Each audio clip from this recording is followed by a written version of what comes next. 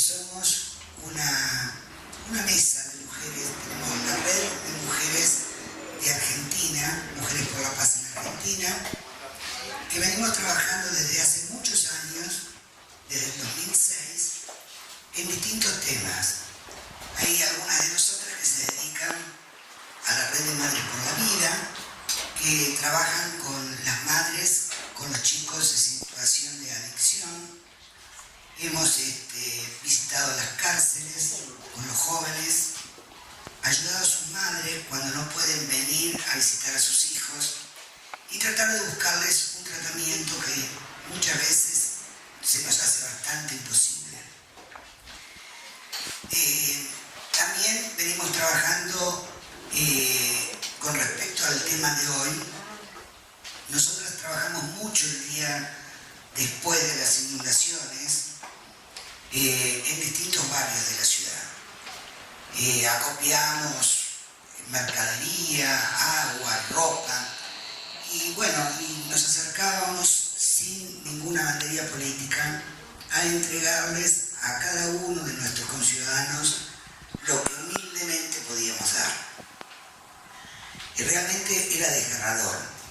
Ver todo eso era realmente terrible porque había gente que realmente podía volver a recuperarse, pero otra que nunca más iba a recuperarse. Habían perdido todo y lo peor es que muchos perdieron la vida, que eso es lo más terrible. Nosotros sacamos información, pero yo voy a dejar, como dije recién, todas las mujeres por la paz trabajamos en distintos temas. Y la que va a hablar hoy es una mujer por la paz y es una ambientalista y se especializó en este tema. Y cuando dijimos qué tema le íbamos a poner, ella misma dijo las aguas bajan turbias, porque hace alusión a todo lo que vivimos esos días y a lo que seguimos viviendo. Así que los dejo con la compañía de Rosana Giacomini, de la cual estamos orgullosas de que pertenezca a Mujeres por la Paz de La Plata, y vamos a disfrutar de lo que ella nos puede informar. Gracias.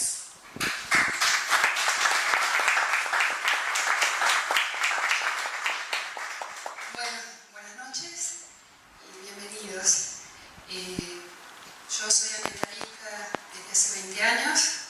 Pertenecí últimamente a la Asamblea Parque Castelli del 2002.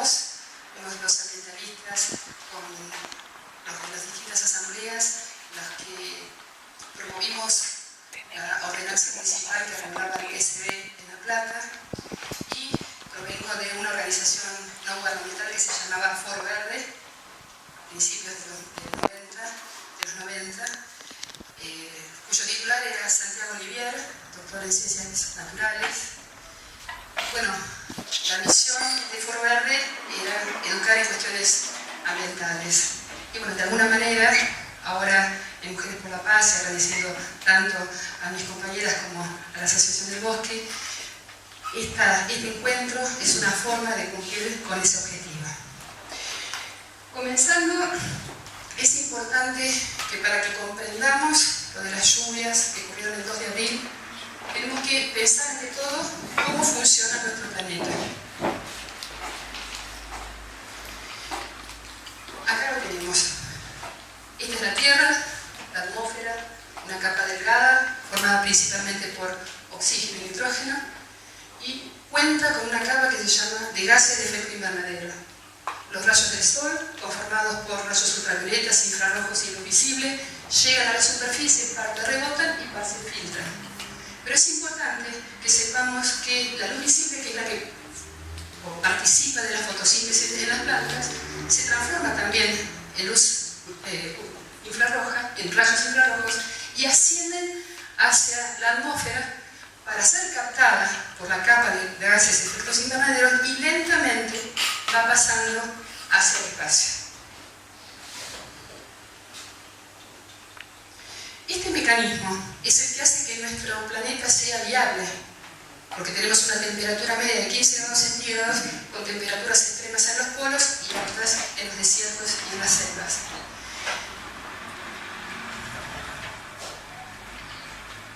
Cuando este mecanismo, que es normal, se exacerba, se produce lo que se llama el efecto invernadero.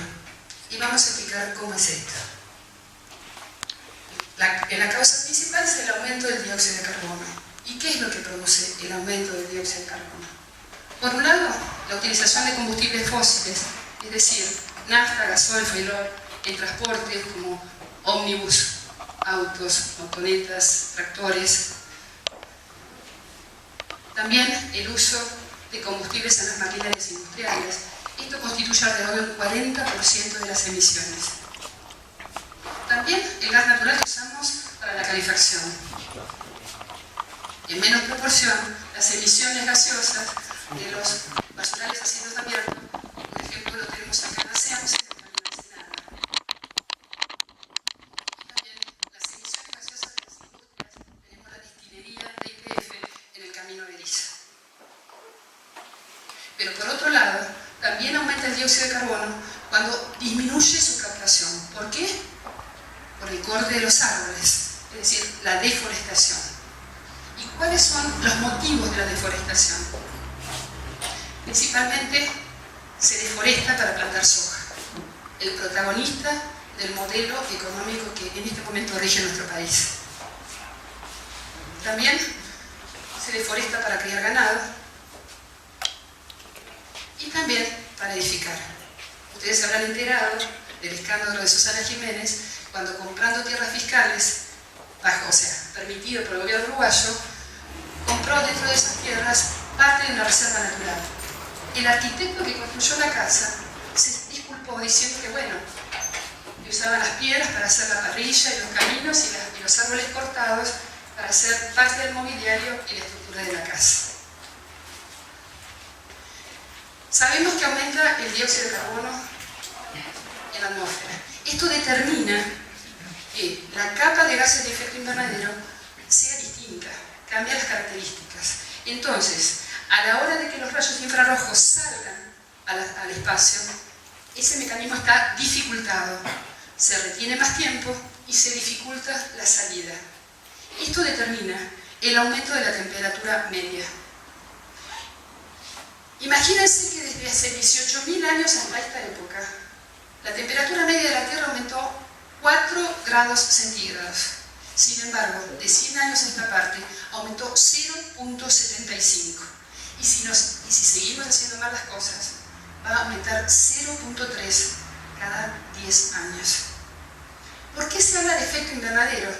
Porque nuestro planeta es como un invernadero en gran escala. En un invernadero hay una fuente de calor, en nuestro caso serían los rayos infrarrojos. Los vidrios de invernadero impiden la salida de ese calor hacia el espacio o hacia el exterior, aumentando la temperatura media, y en nuestro caso sería la capa de gases de efecto invernadero de la atmósfera. Este mecanismo de efecto invernadero es el responsable del cambio climático. Y ustedes me pueden decir cómo nos damos cuenta que estamos ante el cambio climático.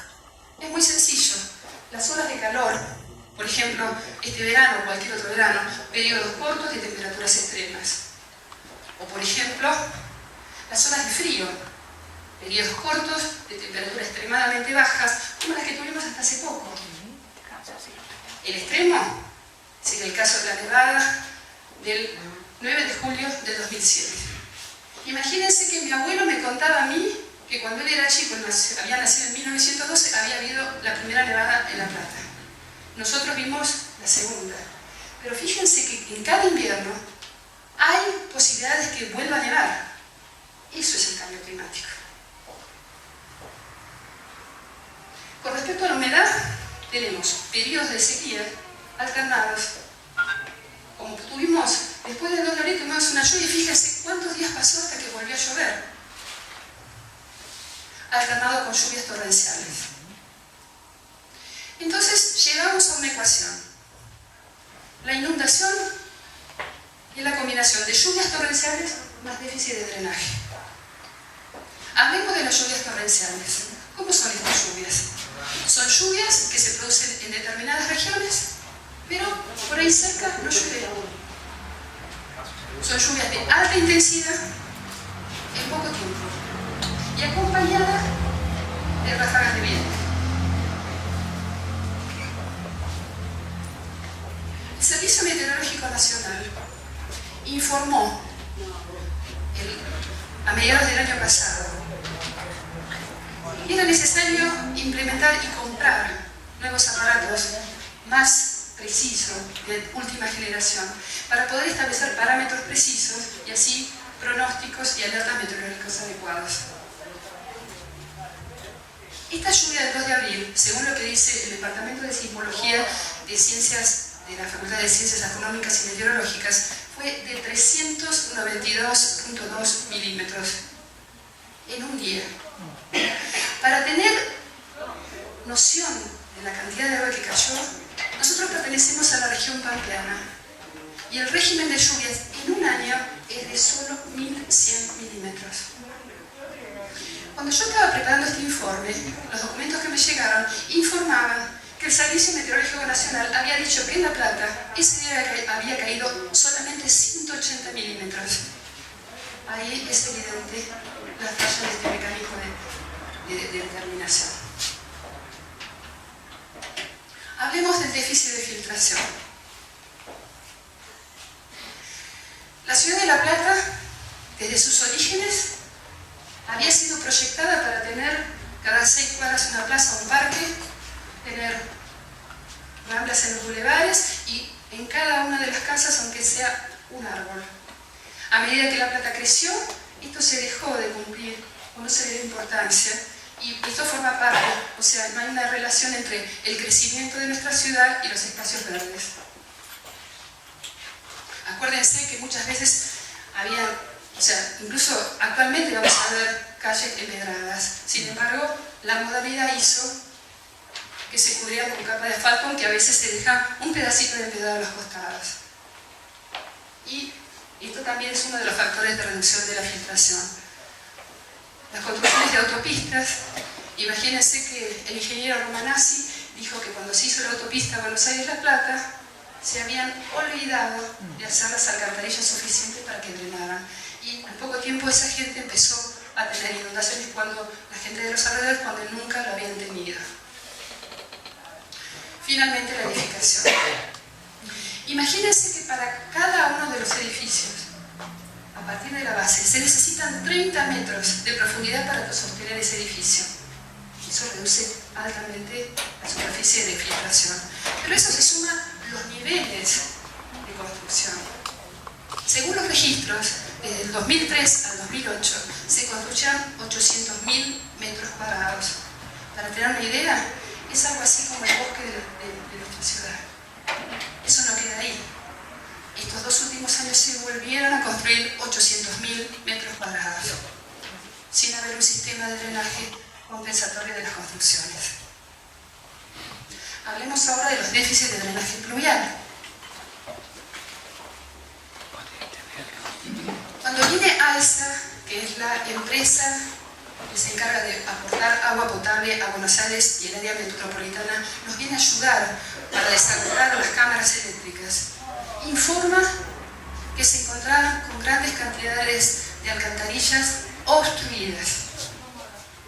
A esto se suma la falta de capacidad de las mismas. Hablemos de los canales salidadores. Está el de la calle 13, la 19 y la 25. La gente de la Asamblea de Barrio Norte, con gente idónea que participa de las mismas, se encargaron personalmente de observarlas al mismo tiempo que las alcantarillas e informaron a las autoridades del Estado de ambas. Sin embargo, no hubo respuesta gubernamental. Finalmente, el arroyo El Gato. El arroyo es uno de los 3 arroyos que surcan a la ciudad de La Plata. Se origina, o sea, a partir de su origen, atraviesa el barrio San Carlos, Ringuelet, Tolosa, termina el río Santiago y finaliza en el río de la Plata. ¿Qué problemas tiene el arroyo del Gato? La falta de mantenimiento, la falta de limpieza y el problema de que no se respeta el camino de sirga. El camino de sirga es el espacio que se tiene que dejar, los 35 metros a cada lado de la orilla, con el objeto de facilitar la limpieza y, si es necesario, la ampliación. ¿Por qué no se respeta? Porque hay 11.000 familias viviendo en las orillas. Parte de esas familias son la gente que son echadas de los campos gracias al modelo sojero.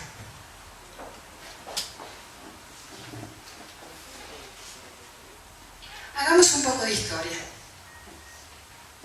En el 2007, el Departamento de Hidráulica de la Facultad de Ingeniería habla por primera vez de la necesidad de hacer obras porque la cuenca del arroyo del Gato está sobrepasada y hay posibilidades de que La Plata se inunde con lluvias de baja magnitud.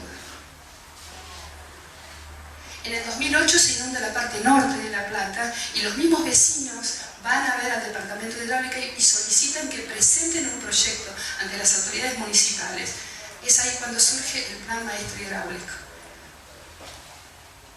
¿En qué consiste? En la ampliación del arroyo desde el puente del ferrocarril hasta la calle 19. Y a su vez el consejo de que no se sigan instalando familias a las orillas del arroyo. A su vez, y en varias oportunidades, este mismo departamento había llamado la atención a la municipalidad diciendo que los drenajes pluviales en la ciudad no eran suficientes y que había que controlar el crecimiento demográfico de la ciudad. Sin embargo, tampoco fueron escuchados. A partir de esta situación se reúnen las autoridades municipales, las provinciales y las nacionales. Se plantea la posibilidad de hacer el Plan Maestro Hidráulico. Sin embargo, la Nación dice que no hay cupo. Entonces, el Ejecutivo Municipal desmantela el Plan Maestro Hidráulico, deja las obras que se habían iniciado en la gestión anterior y desmantela también el plan de viviendas para reubicar a las familias que estaban en las orillas del río, del arroyo. Sabemos que existe el COT, es decir, el Consejo de Ordenamiento Urbano Territorial. Está formado por tres partes. Por un lado, la parte facultativa, Facultad de Arquitectura, Ingeniería y Ciencias Naturales, para evaluar los impactos ambientales. En segundo lugar, la parte política, es decir, representantes de la oposición. Y en tercer lugar, la parte privada, es decir, las cámaras de comercio, inmobiliaria, de la construcción. Cuando el Ejecutivo presenta el proyecto para hacer el Código de Planeamiento Urbano, el Consejo lo desestima. Más aún, los representantes de la Facultad de Arquitectura junto con la oposición le plantean al Ejecutivo cómo van a hacer para ponerse al día con respecto a los drenajes pluviales y con respecto a los servicios públicos con semejante nivel de construcción. El Ejecutivo no solamente lo contesta, sino que en una situación irregular donde hubo compra de voluntades, aprueban el Código de Planeamiento Urbano. Meses después, varias ONG se oponen y logran derogar el artículo 7 y el 8. Sin embargo, el Ejecutivo logra restablecer y es el código que rige en este momento.